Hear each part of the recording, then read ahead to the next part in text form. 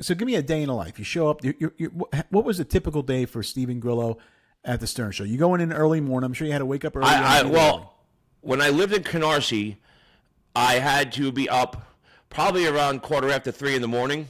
I had to be at the bus by 3:15.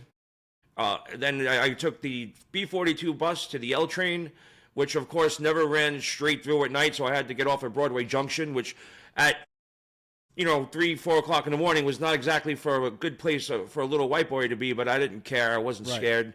Right. And then I had to take the A train to the city, and I had to be at the radio station, basically at 5 o'clock. You had to be ready to go at 5 o'clock, though, right? Well, because Ronnie, the limo driver, he would possibly, he could be there anywhere between 5 o'clock and 5:20, and you had to be there to answer Ronnie's call and go down and bring Howard into the building. So I had to be there. I had to be there by 5 o'clock. And if you miss Ronnie's call, which was very rare for me, Ronnie would let you know that I got to bring him into the building. I got to park the car, leave it downstairs, and you didn't want to be on the radar on Ronnie's bad side. So and this is when Ronnie was still just a limo driver. At that just point. a limo driver.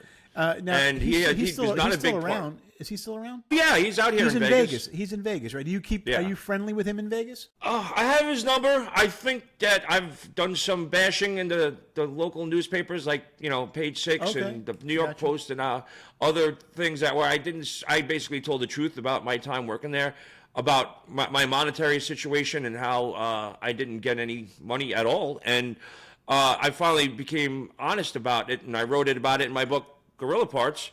And so Ronnie, I think, is a little skeptical about being seen around me, because I think maybe he's worried that if Howard, if it gets back to Howard, that he was hanging out with me. Basically, I'm banned from the show because before it even got to the point where I wrote a book about everything, it was right when Periscope first started, and I did a Periscope video goofing around, and somebody on Radar Online picked it up, and they wrote a whole story about what I said, and it was kind of a goof, but they made it seem serious.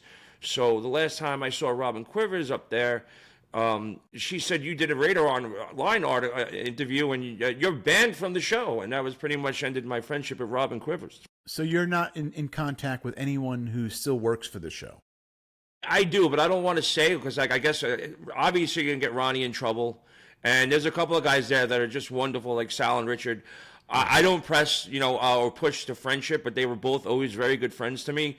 I don't want to see them get in trouble because they have family and children. Yeah. So I don't want it to backlash. But every once in a while, I'll just say, like, happy birthday or, Merry Christmas. And they always get back to me. But I don't push the relationship because I don't want them to get in trouble. Now, are you friends with anybody that's not involved with the show, like Jackie? And 100%. I talk to Jackie all the time. Now, Jackie wasn't banned from the show.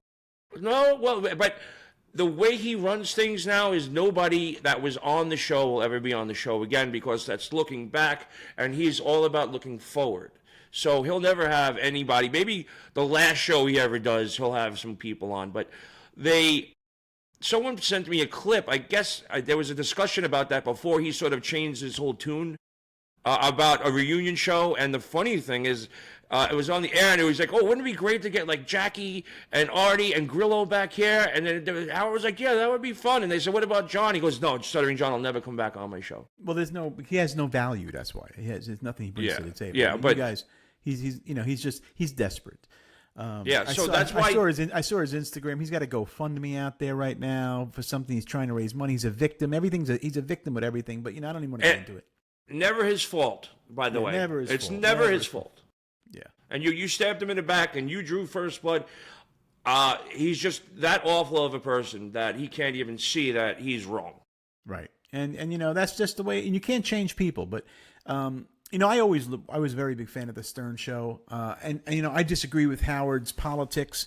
And that has nothing to do with comedy. Okay. But I don't listen to the show anymore because I'm just not a big Sirius fan. I'm more into Spotify, and I listen to more other shows. But so I did see some stuff. He's back in the news. He seems to always be in the news. Apparently, this girl suing him was one of his workers that worked for him in his house privately. And she signed an NDA, and now she's trying to sue him and saying all this stuff.